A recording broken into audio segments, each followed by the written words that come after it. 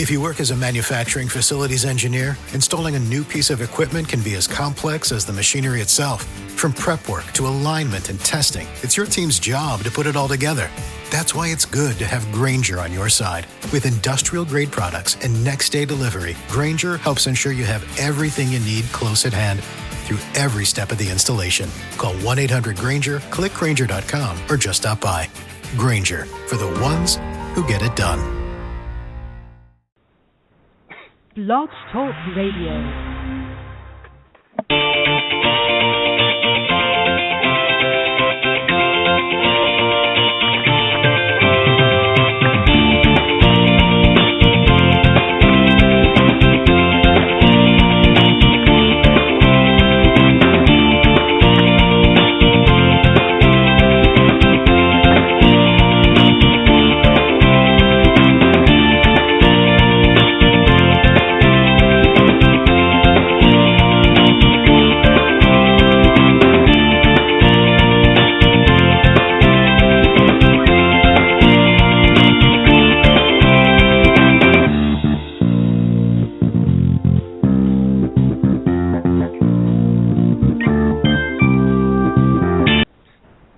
Good morning, everybody, and welcome to the Women of Golf Show. I'm your host, Ted Odorico, and alongside, of course, is co-host, LPGA professional and Legends Tour player, Miss Cindy Miller. Good morning, Cindy. Good morning, Ted. How are you today? I'm doing well, and as I understand, we're going to talk about here in just a quick second that you're down in Florida this week, and you're going to let us know what that's all about here in just a second. But let me just very quickly, Cindy, remind everybody, of course, we are live every Tuesday mornings from 9 to 10 Eastern Standard Time. Best way to find us, of course, if you haven't already, is go to blogtalkradio.com /Women of Golf is the link that you can find us at. Or you can just go to blogtalkradio.com, and up in the search key you can type Women of Golf, and that'll also take you to the main page. Obviously, during the live broadcast, we are live, of course, as you're hearing us now. But if for some reason, if you can't join us during the live broadcast, go visit that link at any time when it's convenient for you. Scroll down into the on-demand section on the page, and that will have all of the previously aired broadcasts, including today's, after its live implementation. So make sure you come in and listen to the show at your leisure. Hopefully you'll join us live, but that's the quickest way. Also, for those of you that like to use iTunes, go to itunes.com. It's available down there as to download as a podcast. Go there and just go to itunes.com. Again, up in the search key, type Women of Golf, and that will take you to the podcast page for the program as well. And you can listen, as I said, to any of the previously aired shows as well. Don't forget, anytime during the live broadcast, if you want to speak to either Cindy or I or talk to any of the guests, you can do so by calling 347-945-5855. And also, you can email any questions or comments about the show to womenofgolf@gmail.com. If you're interested in coming on the show, or you want to reach out to Cindy, you can do so by emailing her at cindy@cindymillergolf.com, and also make sure that you visit her website, cindymillergolf.com, for some great tips and some great information. Cindy runs a top-notch program in the country, and you definitely want to visit her website to check some of those great things out. Or you can also email me personally at ted.golftalklive@gmail.com, and don't forget to tune in Thursday nights, where I go it alone, of course, on my program, Golf Talk Live, and that's Thursdays from 6 to 8 Central Standard Time, also on the blogtalkradio.com network. Again, hello, Cindy, and welcome. And you're from down in Delray Beach, Florida this week. What are you doing down there? I am. Well, I am down here for the Walgreens Charity Classic on the Legends Tour. We had an LPGA golf clinic for women yesterday where we had about 65 women participating in a full day of instruction and fun and networking for business women. And today I'm playing a practice round, and tomorrow I have to try to qualify for the event. Wow. Well, I know you're going to do well, Cindy, and one thing you can always rest assured that Cindy Miller is going to give it 110% wherever she goes and whatever she does, and good luck with that, Cindy. And I know you're going to do. Now, is this the last event for the Legends Tour of the year? It is not. The Honda Cup is coming up in a week and a half at Palm Air Country Club, which is like the Solheim and Ryder Cup of the for the Legends Tour. So the United States plays against the world. Oh, okay, and that's going to be pretty much wrapping it up for their season, correct? It is. It is. Yeah. Well, make sure that you go to the Legends Tour website and check out for the dates and so forth. For those of you tuning into the program, if you are able to maybe be in that area, and I'm sure there's still some tickets available that you can go and watch the event. And if not, make sure that you tune in any way you can to support some great legends of the game, whether they're here or some great legends. And we're going to be joined by really a legend of the game. Judy Alvarez is going to be on here. She's a PGA and LPGA master professional. She's done a lot of great work building this game, and we're going to talk to her in a little bit of time. But Cindy, I thought a couple things that we would talk about. We're going to talk about some of the components from a teaching professional standpoint on really providing a good lesson, some things that we need to be cognizant of as professionals when we're dealing with our students. But first, I came across something, and we were just talking about this briefly off air, and I'm going to help Cindy a little bit because it's been a while since she's done this. But, of course, in addition to all of her hard work, and I've said this many, many times, Cindy Miller, of course, is, and I'm going to correct this because I always say she's one of the hardest working women in golf, but I'm going to take out women for a second. I'm going to say she's one of the hardest working professionals in this golf industry, whether it's male or female. She's just epitomizes what really a true professional is. And every once in a while, of course, the Golf Channel Academy comes knocking on Cindy Miller's door, which they did, I think you said, about 9 months ago. And you put together, and I thought, what a perfect time for this segment because it's raining here where I am in Florida anyways. I'm not sure where you are, Cindy, if it is raining or not. But we've had some soggy weather here for a few days. And Cindy did a great video, and I wish we could show it to you, but we'll talk about it anyways. And it was entitled The 3 Ps to Playing in the Rain. And the first one, of course, was plan, and it was perception and produce. So, Cindy, maybe just talk a little bit about what you perceive as the 3 Ps to playing well in the rain. Well, if you know the weather's going to be bad and you have to play, I mean, I posted the video on Facebook, and one of my friends said, well, I'm not going to be producing anything except a warm room with no rain. So, again, most players would choose not to play in the rain or poor weather. But if you have to play no matter what, then you need to get your mind ready and say, okay, what do I need today? I need my waterproof shoes. I need my contacts instead of my glasses. I need a hat to cover my eyes and keep the hair out of my face. I need my rain gloves. I need extra towels. So you got to plan for the day. Right, exactly. And you know, you put it very eloquently in the video. And as I said, if you want to go either to the Golf Channel Academy's bank, if you will, and check some of the videos there, you'll see it there. Or you can go to Cindy Miller's Facebook page, and it's posted there on her Facebook page as well. And I strongly urge you after the show, of course, this morning, to take a glance and look at that because it's a great video. And then you talk about perception of the day. What are some of the areas in that area that you wanted?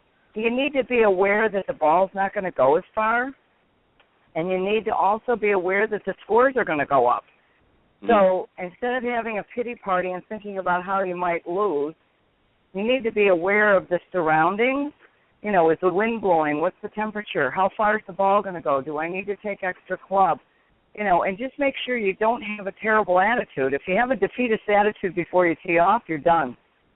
Yeah. And you have to realize that, you know, you can almost watch people that you're playing with have this negative defeatist attitude come over them, and you're like, okay, there's one down. I'm going to stay positive, and you know, then I'll be able to produce, which was the final of the 3 Ps. You know, you can produce better shots and better scores when you have planned and your perception of the day is okay, and then you can produce and be happy. Yeah, and you know, let me just mention a little bit as well in the video that you talked about under these areas. Again, as you very eloquently put, you know, plan for the day. Sometimes you might get out the golf course, you're not sure, it's kind of overcast. you want to get out, or maybe you're playing in a tournament of some sort, not necessarily a professional tournament, but maybe for a corporate event, and things happen. Rain sometimes comes up. Obviously, if it's a hazardous rain where there might be lightning and things, of course you want to be staying indoors. But if it's just a light drizzle like we've been having here today, actually I sometimes enjoy playing in that because it softens the ground up a little bit. It's easier sometimes to hit the shots, and the greens more often not can be a little more receptive. Sometimes, especially if you're playing in certain climates where the greens tend to be very hard and dry, it's not always easy to stop the ball. So when you get an opportunity where you've had a little bit of a light rain, sometimes it can help stop the ball a little quicker instead of skidding across. And also perception, very well pointed. Lower your expectations for the day. Realize that you are playing, the ball is not going to go as far, and you might have to make some adjustments. And again, producing good shots. You talk about in there about maybe taking an extra club and choking down, and maybe just taking a half swing instead of just trying to muscle the ball to your target. So making these adjustments sometimes can help you navigate through a day which maybe is less than perfect weather-wise. Very good video, Cindy. You did a great job on that. Well, thank you. Thanks. Yeah, it was fun doing it.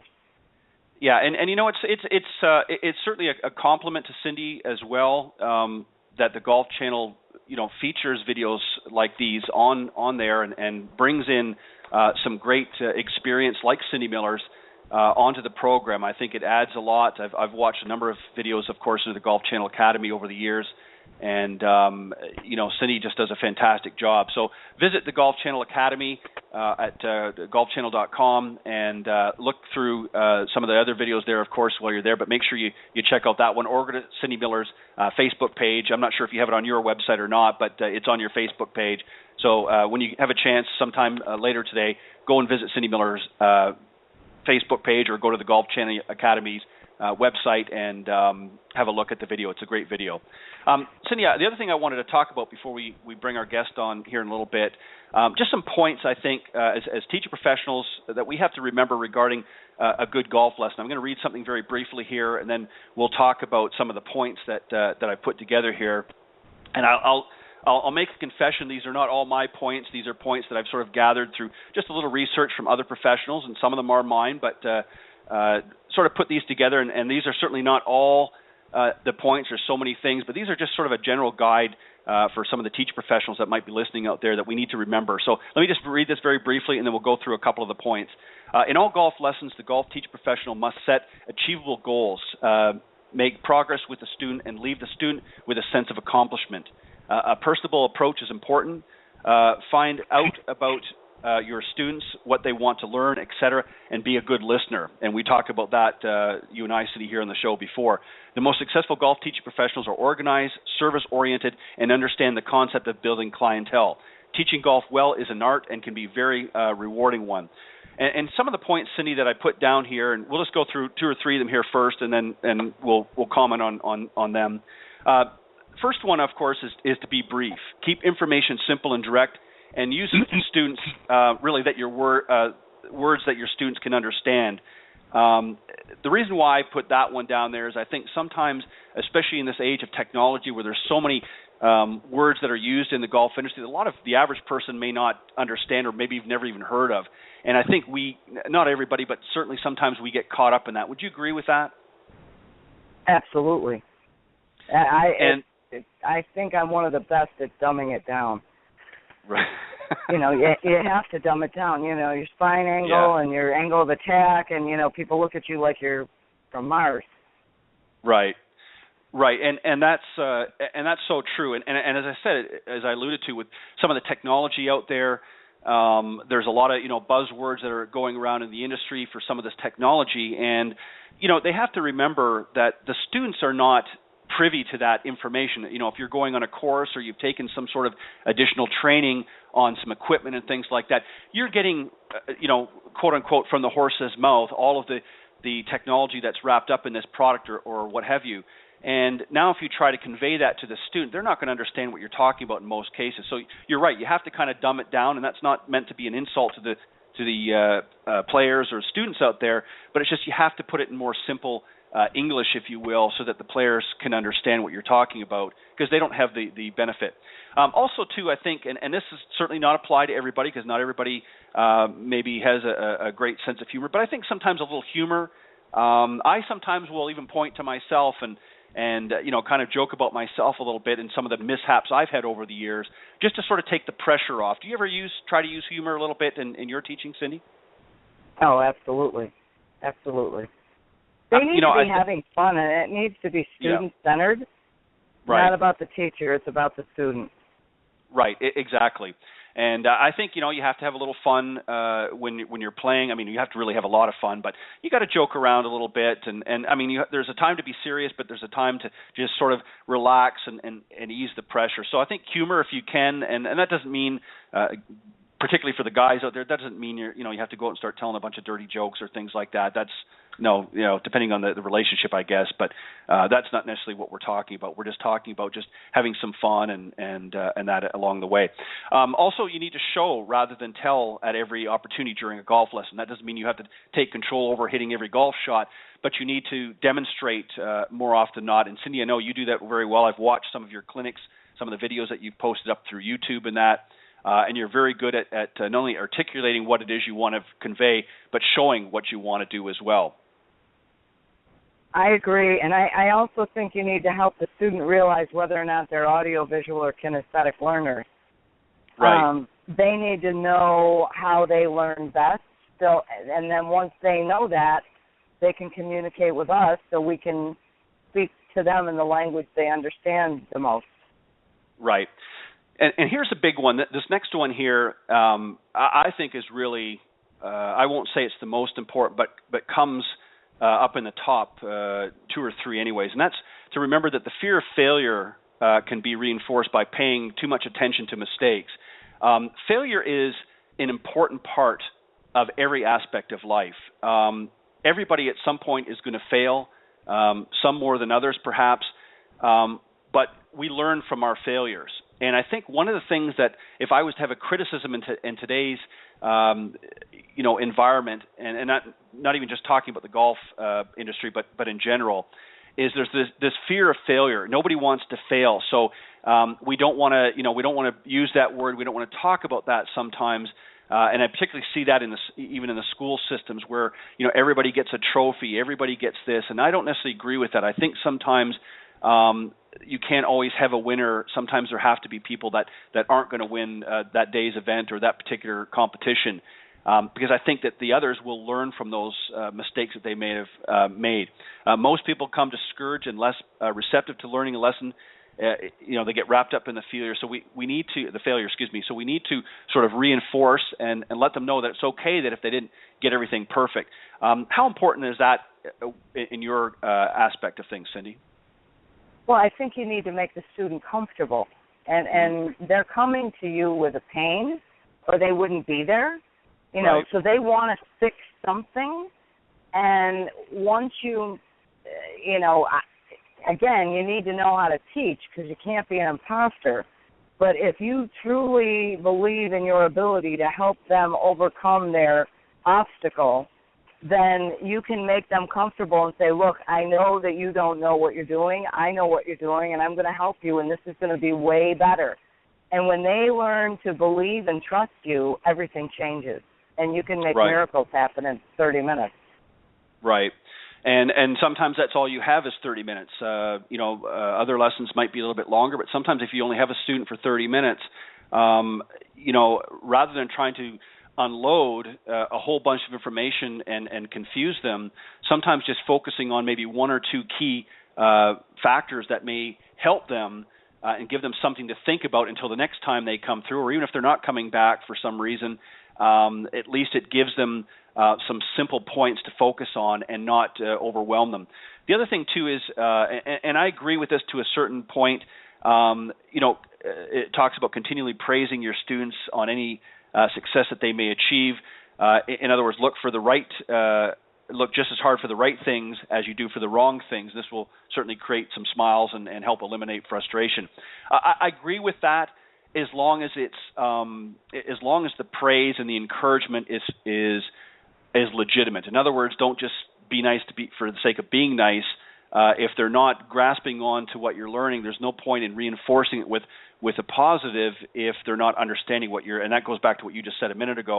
Is if you're not teaching well, the students aren't going to grasp what it is you're trying to convey, and are only going to continue to get more confused. But I do agree with some praising your students and certainly focusing on the things that they're doing well, and not doubling down all the time on things that they're not doing correctly. Your thought there? Absolutely, but you also need to make them aware that the truth is the truth, and right. They need to understand that the ball goes where the face points, and that they're the ones controlling the club. So if they're not, they need to be aware that there's consequences to what they do with the club, and once they become aware of that, then they can learn how to fix it, because no one hits the golf ball perfect all the time.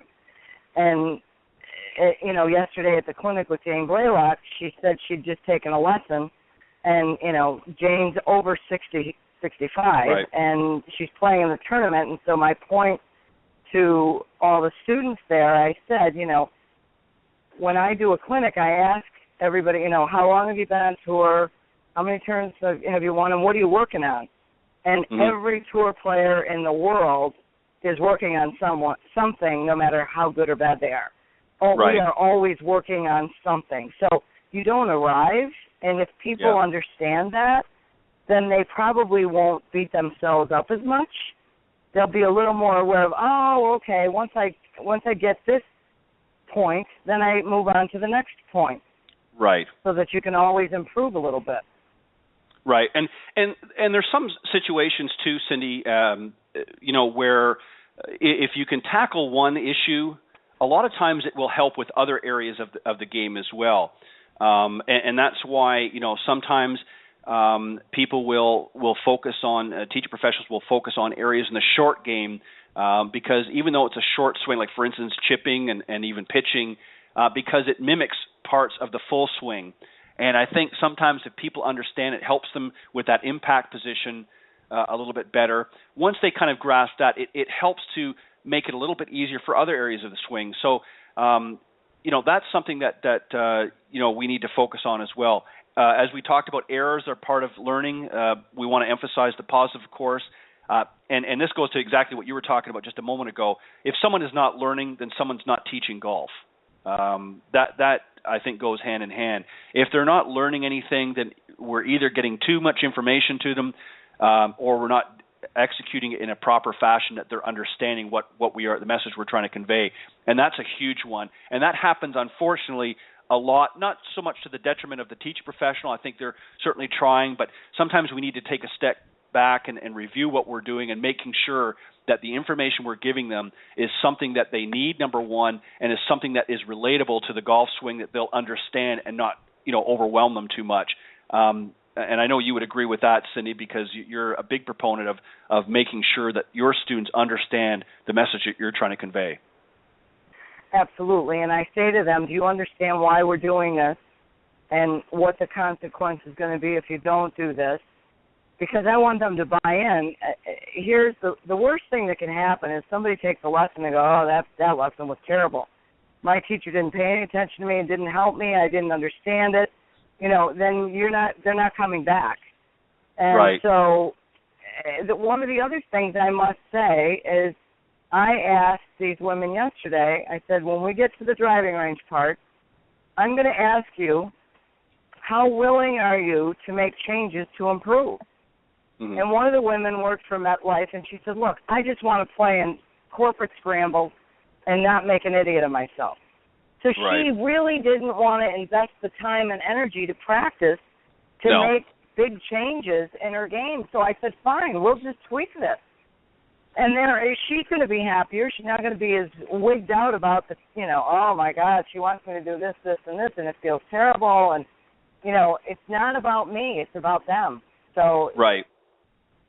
And if they say, you got to, and again, it's managing expectations, which we talk about almost every week on the show.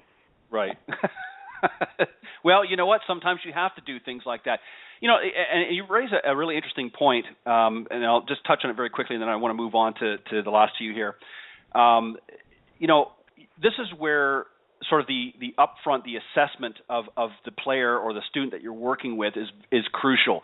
Because, you know, a lot of teachers make the mistakes, unfortunately. Obviously, the more seasoned ones have worked this kink out. But one of the biggest mistakes I think some of the younger ones coming in is they don't really do that sort of vetting process up front and understanding what it is the student wants. For instance, if that woman from MetLife had come to you and you not really engaged her in proper conversation where you found out what her needs and what her wants were, you might have gone in and started reinventing the wheel. And that's maybe not what she wants. And obviously that wasn't what she wanted. She just wanted a few tweaks to help her get through her scrambles and through her corporate events and not to look foolish. But there's a lot of teachers out there that take it upon themselves and say, well, okay, I'm going to rebuild your swing. And what it ends up doing is it twofold. It confuses the student. It's not giving them really what they want, but it also doesn't reflect very positively on the profession, because then it gives the illusion, if you will, that we're not listening to what they want, and it's more about us and what we want to teach, and not really what the student wants. So that's listening is probably the number one thing, and you did that very well. You understood what this individual was looking for. It may not necessarily be the best course of action for her, but that's what she wanted, so you gave her what she wanted. Absolutely, and therefore, you know, they're going to write a review or they're going to tell their friends. Right. And depending on where you teach, you know, if people share positive information. Right. And they also share negative information, so be careful. Yeah, and in this day of social media, it doesn't take very long for that to circulate around, as a lot of people in the top of their game, in any profession, learn very quickly. So, you have to give the students what they want. Now, that doesn't mean you can't offer other suggestions and see if they're interested in that. But if they're not, then you need to let it go and wait. Maybe at some point down the road, they may come back and want it. But if you give them what they want initially, they're going to have a much more positive reaction, as you said, Cindy, and they're going to be more apt to maybe want to come back at a later time when it's convenient for them to maybe pursue some other options. Certainly give them the option, but don't, sort of cram it down their throat. Enthusiasm, of course, is contagious, so certainly we want to let our show a positive attitude, which is really what you're talking about here, is good. And I think the other thing, too, that we have to keep in mind, we talked about this Thursday night on my other show, Golf Talk Live, and one of the things that we have to be cognizant of is, a lot of good teachers give multiple lessons throughout the day, and it can be very tiring, and especially if you're in a climate like we can be sometimes down here in the south during the summer, it can be extremely hot, and by the time you roll around to the end of the day and you're teaching your last lesson, sometimes the wind can be out of your sails. When you're in a situation like that, you've got to be very, very careful that you're keeping yourself refreshed. Give yourself a break. One of the biggest mistakes I see, and Cindy, you may agree with this, is teachers just cram lessons in. They're back to back to back to back, trying to get so much in, and they're not giving themselves a break so that by the time they get to that last student, they're not even paying attention. Right? Yeah, I'm sure it's true, but it's not a good thing. No, and what it does, again, it sends a negative message that, my business isn't important to that instructor, that teacher, because they're cramming so much into the day that they're not giving their best to me. And what I often say is, if you're getting to the end of the day and you're that exhausted or that tired, then you need to reschedule that lesson and move it to a time, if possible, that you're going to be more refreshed, because that's not fair to the student and it's not doing you a service either. So be cognizant of that for those of you out there that are trying to build, especially some of the newer ones that are trying to build their clientele up. Make sure you allow yourself some reasonable breaks in between your lessons to sort of recharge your batteries and take a break and relax and recharge and do what you need to do, because the biggest mistake that you can make is to cram so many lessons into the day and not give your students you're 100% with it in that. Last one is every effort should be made to end the lesson on a positive note. Take a moment to thank the student and, of course, give some encouraging words. It certainly is time well spent. Absolutely. Right? Definitely, yep. for sure. Yeah. And I would go over with them, just what did we learn today? What are you taking away? Let's write this down. I videotaped you, just because they're going to forget. They're going to get in the car and life goes back to speeding, Yep. So you want to make sure that they pay attention and they're taking something away and that they focus on that and give them one or two things. That's all they can handle anyway. Right, exactly.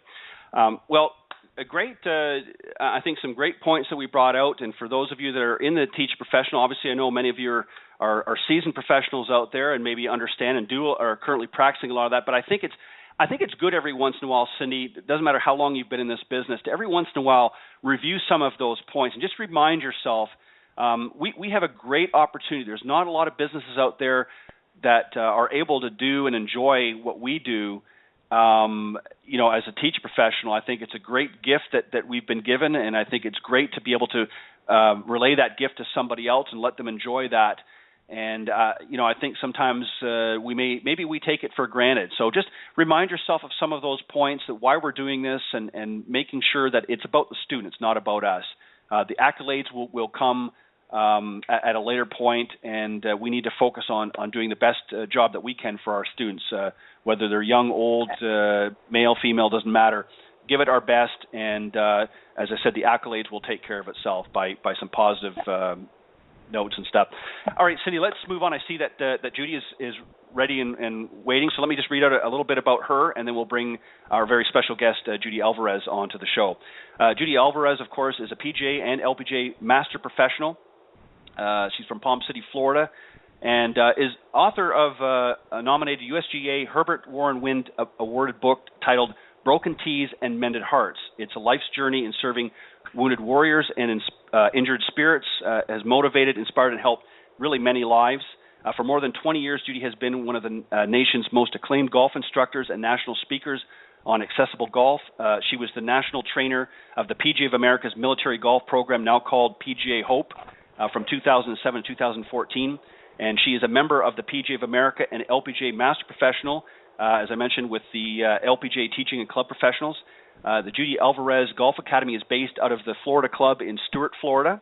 Her many teaching accolades include being chosen by Golf Range Association of America as one of 50 Growth of the Game Top 50 Instructors in 2012, and awarded by Golf Digest magazine for the 50 Best Women Teachers in America, also in 2012. Just a ton of accolades, actually too many to read. We won't have time to talk to her, so let's bring her on, Cindy, Judy Alvarez. Welcome, Judy. Thanks for coming on the show. Cindy, how the heck are you? Haven't seen or talked to you in so long. And young man, honey. Thank you so much for that wonderful introduction. I'm so honored to be on your show. Well, thank you. I had to stop a little ways, Judy, because there's just so many things. We wouldn't have time to talk to you. Let's, Cindy, if you want, you're welcome to start us off, since you haven't spoken with Judy in a while, and we'll get the conversation going. Okay, so how did all this stuff start? I see here that you were teaching the PGA of America's military golf program, which I didn't even know there was one. A lot of people say that. Well, in 1994, a long time ago, when I got my first head pro job at a city course, they had a special populations golf program, and that's where I got introduced to teaching people with disabilities how to play the game of golf, and I've been doing it ever since. Then fortunately, in 2007, the PGA of America called me up and asked me if I'd be their national trainer for their their military golf program, because all the guys and gals were coming back from the current combat theater injured or permanently disabled. And golf is an awesome therapeutic tool to get people out of hospitals, rehab centers, and introduce them into either a new sport or a therapeutic endeavor. In reality, we don't care what sport you're going to do. Just get them out of the bed, out of the confines of a cement room that's very depressing.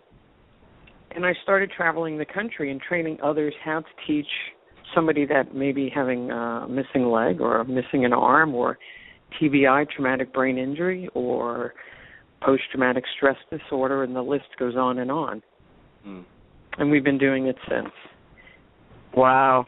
God bless you. So, when somebody comes to the table and says that, like an able-bodied student, I'm not trying to label people, but your everyday student, when they say that they can't do something or that's too hard, I don't take that lightly, because I've seen people missing a leg and literally swinging on one leg, and they hit the heck out of the ball. Yeah. You can do it. Absolutely. You choose not to. Right. We work with what you do have. Right. Well said, Judy, and I concur with what Cindy had just said. What a great gift to give back to these men and women who obviously have gone and served for their country and unfortunately have had some mishaps along the way and are now coming back here. And there's a lot of them that really are struggling not just with the physical injuries, but with some of the mental issues that they're dealing with. And there's a lot of them too that I've come across, and I've interviewed on not just this show, but on the other show that I do, a number of people in the golf profession that are doing similar to you and reaching out to some of these veterans. And one of the things that they're doing is one of the challenges that they faced with is that there are a lot of men and women out there that used to play golf and think they can't any longer because they're now dealing with some of these challenges. How do you sort of reignite that fire and say, just because you're dealing with some of these mobility and cognitive challenges doesn't mean that you have to give up a sport or a game that you loved? First and foremost, we just got to get them into an environment where they realize they're not the only one with that issue, because a lot of times these people are sitting in their homes. They're not involved in a program of any nature, so they don't even really realize that it can be done. Once they get to that program, there's this fellowship, if I could use that word, where they realize, wow, there's somebody else here that has a similar issue. But what happens is the barriers start dropping, and they start feeling comfortable. The laughs start happening. They start cutting jokes. Their chests go out. Their shoulders go up, and they go, wow, I feel pretty good about this. And is it really about hitting the ball well and far and ball striking it pure, or is it the camaraderie of it and the fellowship of it? And that's really what happens. And then all of a sudden you realize they're making golf games between themselves to go play at a different time. We've done our jobs. Absolutely. Right, and I think also you're giving them new life. Yeah. Yes, but this is for anybody. Here, honestly, within the last hour, I just received a phone call from a woman who's coming down from Connecticut. She's had back problems. And she says, for months now, I haven't been playing. She goes, I feel like I have to give the game up. I heard you work with people that have injuries. And I personally have had back issues, so I told her I'm very empathetic to her situation. She was referred to me, so we're going to start Thursday. Within the last 3 weeks, I've met a woman who had an elbow replacement, 100% elbow replacement. I've not dealt with that before. So we worked through it together. Turns out she's going to have to swing with one arm, but she's now hitting the ball 50 and 60 yards in the air. Wow. Awesome. And she hadn't played for 2 years. Wow. So her and her husband are really excited, because it's not just hitting the ball well, it's going back and playing in the couples league or wine and dine on Wednesday and feeling like I'm part of something again. It's That's what this game is all about. Absolutely. Yeah. I think something too, Judy, that kind of goes hand in hand with this is, especially and I'm going back to obviously those that have served, they're in a very stressful situation for could be a year, 2 years, or even just several months. And in that process, there's sort of a switch that's been switched off, if you will. They've forgotten how to have fun. because they're in such a focused zone, if you will, of doing the task at hand, that when they come back, they don't know how to flick that switch back and say, okay, I'm no longer there, I'm back here, I need to re-engage. They don't know how to re-engage. And golf is certainly a great way, in my opinion, not just because I love the sport and play it, but a great way to re-engage and ignite some of those passions and those fires that some of these young men and women have had, but maybe have lost in transition. It's so funny that you picked the word switch, and you're absolutely right, because in one of the stories in my book, one of the stories is titled The Switch and Release. And it's about a gentleman that served in one of the branches, forgive me, I forget.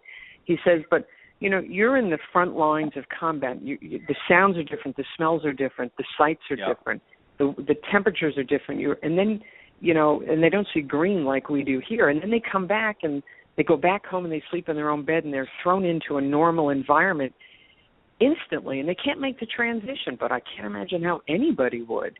And he goes, it's like being in an elevator and getting dropped 12 floors just like that, and you're supposed to come back and focus on life. Yeah. Wow. And he says it's really hard to do.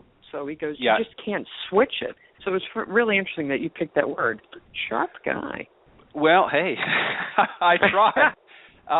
But Judy, the reason why I mentioned that is because I served for 5 years in the Navy, and Thank you. Certainly I didn't. You're welcome. I didn't certainly wasn't deployed in some of these difficult times, but I understand a little bit of that. But what I also have heard, speaking to a lot of the spouses back here, that very thing that you talk about, they say that person, whether it be husband or wife coming back, they don't understand. The spouses don't understand what they've gone through. They just know that they've gone off to serve, and that's great, and the trumpets and all that kind of stuff. But they don't understand what that person's experienced. So when they come back, they don't realize that person's still, part of them is still back there. They haven't fully come home, and by that I mean they haven't flicked that switch, and that's really something that they haven't been able to do. I agree with you. I want to lead into the book. I was on, of course, your website, just gathering some information here for Cindy and I. I want to read something from your website, and then I want you to talk about, of course, I'm referring to your book, Broken Tees and Mended Hearts. And this little excerpt just goes as far as this. For the first time comes a narrative that takes you into the environment of a teacher-student that extends beyond a traditional how-to book. The teaching career of Alvarez, of course, moves the eye of the camera as Judy provides her expertise to the physically challenged. The stories will provide inspiration to those living with disabilities, their families, and golf professionals dedicated to improving their students' quality of life. Your teaching career, of course, began with a physically challenged, and it has become one of the unique starting point that how we discover how any golf professional can move into uncharted teaching territory, which is obviously a big one, and I want you to talk about that a little while. Broken Tees and Mended Hearts serves up remarkable stories, a series of stories and images involving civilians and many of our nation's heroes of the armed services. And then it goes on to say you will discover, as Judy did, that her students underwent extraordinary means and with minimal complaint to achieve a level of peace with a golf club in their hands. You authored this book, Broken Tees and Mended Hearts. Why was this an important book for you? And then tell us a little bit about the book. Okay, thank you. Twofold. One is a lot of us say, we're going to write a book one day. Mm-hmm. Well, I had said that for so long and had a file filled with ideas that I would write in a book. I always thought it was going to be a teaching book, and it ended up being this book. I felt compelled to share because everybody that I wrote about in the book are true stories. It's a nonfiction. And how they impacted me as a teacher and realized that there's so much more to the game of golf than just, I say, ball striking. It's the intrinsic values that come along with it. And I was hoping that if enough people read it, they would realize that anybody can play the game of golf standing or sitting on one leg or two legs with one or two arms, whether or not they can or they can't see or hear. Mm-hmm. And it doesn't matter what you bring to the table, it's what you get out of it. And I really wanted to share, and I did. Yeah, and I unfortunately have not as of yet, but I'm going to make a point of getting a copy and reading it. And it sounds like a great book. tell us a little bit. I mean, obviously, some of the stories in there. Can you share? Is there any maybe that you can share a little bit from them? Yes, my favorite story, one of my favorite stories, but it was the first one that I actually sat down and wrote, was called When Push Comes to Shove. And it was at the PGA Merchandise Show, and Bob Denny is my editor.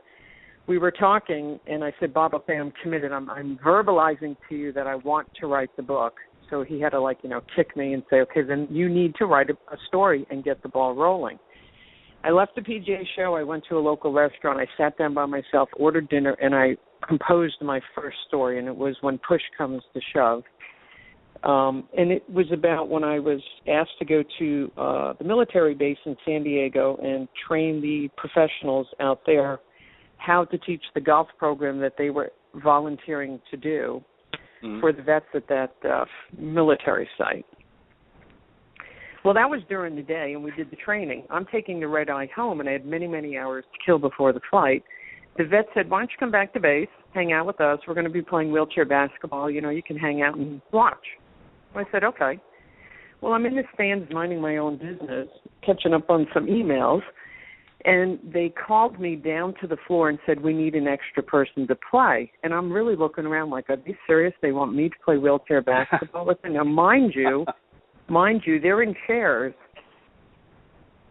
Their legs or leg are on a pile on the bleachers because they take their prosthetics off. Right. And they get down and they get down and they get dirty, and then they want me to play with them. And I'm like, I don't even know how to use a wheelchair. I do, but really? Right. So they strapped me in, and they gave me a lesson on how to use a wheelchair and rolling it up and down a court, full court, mind you, bouncing a ball and playing wheelchair basketball rules. And then I'm supposed to shoot the ball from a seated position to the net? Really?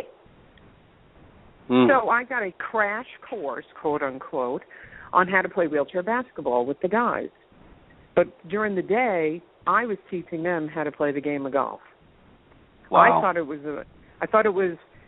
That's why I wrote When Push Comes to Shove. Now here's the best part. Well, not the best part. Here's what the awakening was. The game is over. I unstrapped myself, and I actually got up out of the wheelchair, and I was able to walk away. Mm-hmm. They didn't get to do that. They had to strap their legs back on. Right. And then they got up. And that was a real that was an awakening to me.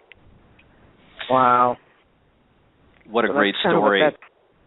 That's what that story's about. So when push comes to shove, you can do anything if you put your mind to it. And that's what I get out of it. So when my students tell me that they can't do something, I'm like, I think you should read a story in my book. And they all have that theme. Right, and it's so true, and as I had said earlier too, Judy, is a lot of people don't really understand what some of these young men and women had to deal with, and I think that by giving them the opportunity to re-engage or for the first time become involved in a game that will help them, because as we all know, Cindy and Judy and myself, we all know that are in the profession that golf really mimics in so many ways life, and there's a lot of lessons that we learn as we navigate through this game. So can they, but it's really giving them the exposure and re-engaging them, and I think it's fantastic, as Cindy talked about earlier, that you're involved in a national program through the PGA. I'd like you to maybe touch a little bit more on that, if you wouldn't mind, and how people can find out. Let's get some of the buzz going, if you will, out there and getting some people engaged. So tell us a little bit of what's the name of the program and how they can go about getting more information if they want to participate. Well, the PGA of America has a national program called HOPE, which is an acronym for Help Our Patriots Everywhere. In our PGA sections, there are numerous section HOPE programs. So if anybody was inclined, they probably could contact their PGA professional or go to PGA.com and look for a program and see if it's in their area. Other professionals have their own pockets of programs throughout the country. So actually this Thursday, November 5th, we're starting a section PGA Hope program down at Dyer Park in West Palm Beach, Florida. January 5th, I'm starting a program at my course that's free to anybody that's served. That includes law enforcement, firefighters, anybody physically challenged in the Martin County and surrounding areas. We have 2 sponsors, and we're finalizing that. And I have a list of volunteers and a list of participants, 3 5-week programs. And if you searched adaptive golf, you probably would find one in your area. There's the National Alliance on Accessible Golf. If you went to their website, you'd find a host of information. Wow, fantastic. Or you can go to my website, judyalvarez.com, and there's just a lot of information on disabled golf. And for somebody that is interested in maybe getting a copy of your book, Broken Tees and Mended Hearts, I know that they can obviously get it from your website. Is that the main place that they can get a copy, is order it through the website, or are there other options as well? They can go to my website, judyalvarez.com, or they can go to amazon.com. It's available in paperback, PDF, and ebook. Oh, okay, great. So if they have Kindle, they can get it through Kindle, correct? Yes, absolutely. Okay, very, very good. Let's. Can I make a comment? Sure. Okay. When we're talking about the military, sometimes it can be like drab and dreary conversations because of the issues that they have gone through. But on the lighter note of what I want to share is that we have one heck of a good time when we're doing these programs. Mm-hmm. There is so much fun and laughter and camaraderie and cutting up and joking with each other. And that's the best part about it. So in reality, for the audience and other teachers out there, it's running a program just like any other population that you might be teaching. I just wanted to throw that out there. Yeah, and that's an important point to know. Make.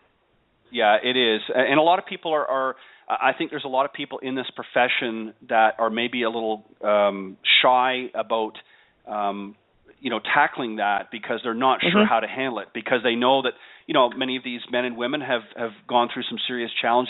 And the physical part of it, I think from a teaching standpoint, I think you can make adjustments if you understand. Obviously, if you've been doing this for a while, you understand the swing and how to shift your balance and things to accommodate.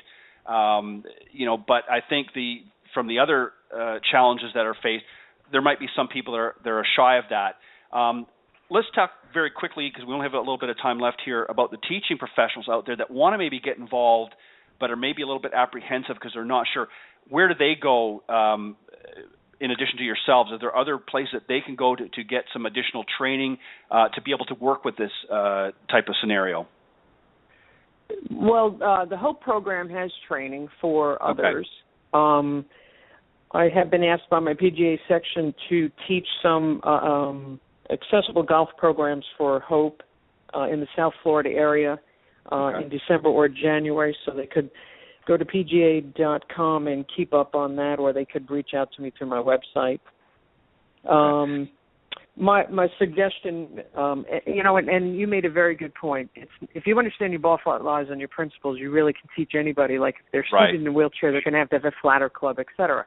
It's the sensitivity training module that we do in these 1-day or 2-day training programs that really hits hard with the professional. They go, okay, now I kind of get it and I understand. There's an afternoon module where we do hands-on pro-to-pro, and they have to mimic teaching blindfolded or with Vaseline on the eyeglasses so that they get the idea of what it's like teaching or being the person who has a sight impairment. And then we actually bring people with disabilities to the program so that the pro can actually do a hands-on with them. And then it makes them feel a little bit calmer, like, I can do this. And then their self-esteem is built up. So it's a win-win for everybody. And that's a great point that you raised, too, to be able to really experience that firsthand. Because I'm sure it is. I'm sure it can be really intimidating for some professionals out there that are not sure how to handle that situation, and it's good to know. Is there a way now? Obviously, the PGA and other programs out there that are doing that, but how do we make this? Because I can guarantee you, there's a lot of people, particularly in the military, that aren't aware of these programs. how can we tap in on a national basis and say, hey, here's something that's available for you guys and gals out there that have served, that can get involved, that can get, participating in a great game. And there's lots of teaching professionals all over the country that are ready, willing, and able to assist you. How do we get the word out there? Is there a channel that we can go, whether through the VA or another channel that we can really get into? And I hate to use the word lobby, but really get in there and make them aware. What can we do to sort of spread the word? The PGA is working with the VA on a national level. So instead of working with the local VA hospital, they've started at the top. There's an agreement. Now it can trickle down. PGA pros should contact their local sections. Some sections, there's 41 sections around the country. Some sections are much more progressive. Sure. For a variety of whatever the reasons are. If you're near a VA hospital, you have a head start. You contact them and just say, I live around the corner, I've got a golf course, and we want to offer a golf program. You don't only have to work with the VA. You could go to therapists' offices in your area, and work with them, OTs, RTs, PTs, and just say, I work with golfers with disabilities. If your client's coming in the door and they need a prosthetic because they've lost an arm and they did play golf, have them get in touch with me. There's numerous avenues. Okay, fantastic. Judy, let me ask you, I had someone come in that didn't have a hand. They only had one hand. They had their arm, and it was down to about their wrist. And she came in and said, is there any way you can help me? And I said, I got these gloves as samples at the PGA merchandise show, and I can't remember the name of the company. And I had them in the closet where we teach. And it had Velcro on it, and we strapped this glove so that her stub was able to participate, if you will, in the swing. And it changed this woman's life.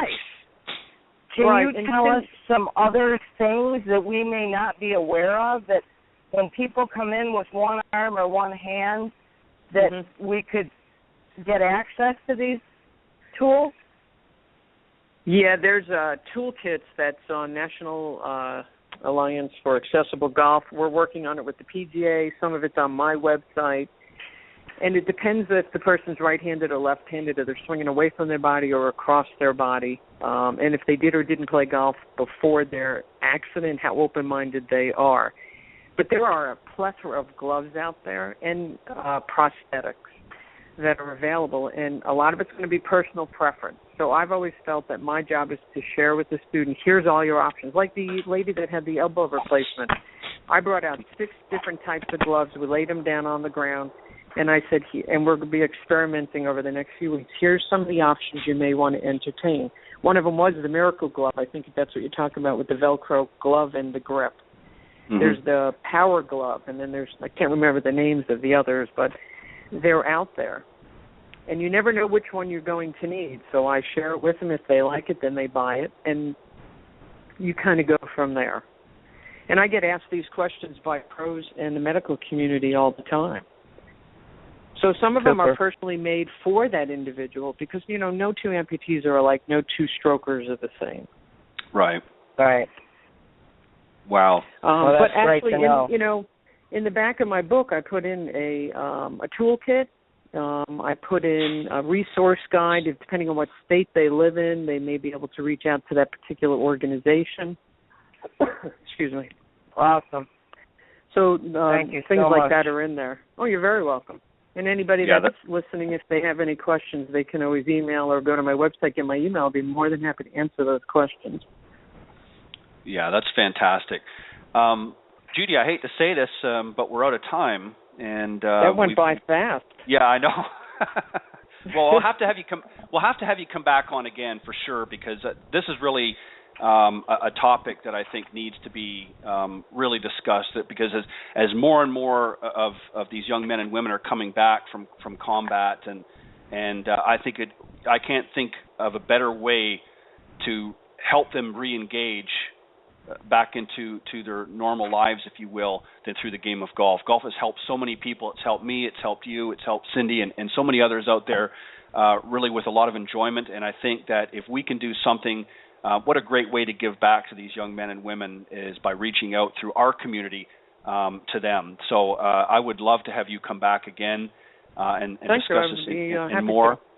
And I would like to, and I'll send the Cindy can give you my email on that after the show, but I would also like to extend an invitation to have you come on my other program, Golf Talk Live. It's an evening program. We'll work out a date and time, and give you a little bit more time to talk about that as well. It goes to a little bit different audience, but I would love to have you on that as well, because I think this is something important that really needs to continue to build and gain momentum. But on that note, Judy, I want to thank you very much for joining Cindy and I this morning on the Women of Golf Show. We appreciate this, and we appreciate all the hard work that you do, not just in golf, but with these young men and women as well. Keep up the good work. Yes, thank you so much, changing Judy. and shaping lives through golf. Thank you. I appreciated it. You guys are a hoot, yes, to doing this again. Thank you. We'd love Bye-bye. to have you back. All right, bye-bye, Judy. Thanks.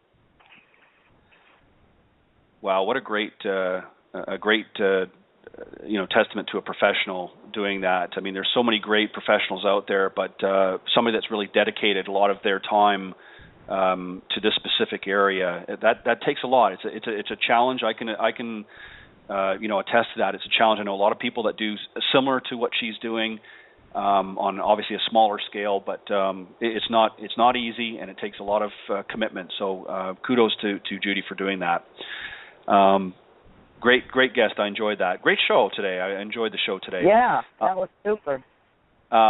So we hope that those of you that tuned in this morning, and for those of you that will tune in a little bit later on when it's convenient, Cindy and I want to thank all of you once again, not only to our special guest, Judy Alvarez, but all of the listeners around the world for tuning into the broadcast each and every week.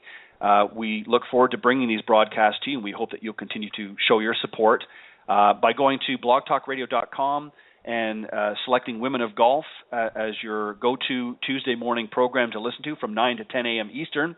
Have a great week, everybody. Cindy, thank you as always. Keep doing what you do, and good luck this week at Walgreens. I know you're going to get in there tomorrow and knock it stiff and get in the tournament. And I've got some good feelings. So do your best, as I know you will. And thank you, Cindy, for all that you do. Thanks, Ted. Have a great week. Bye-bye. All right.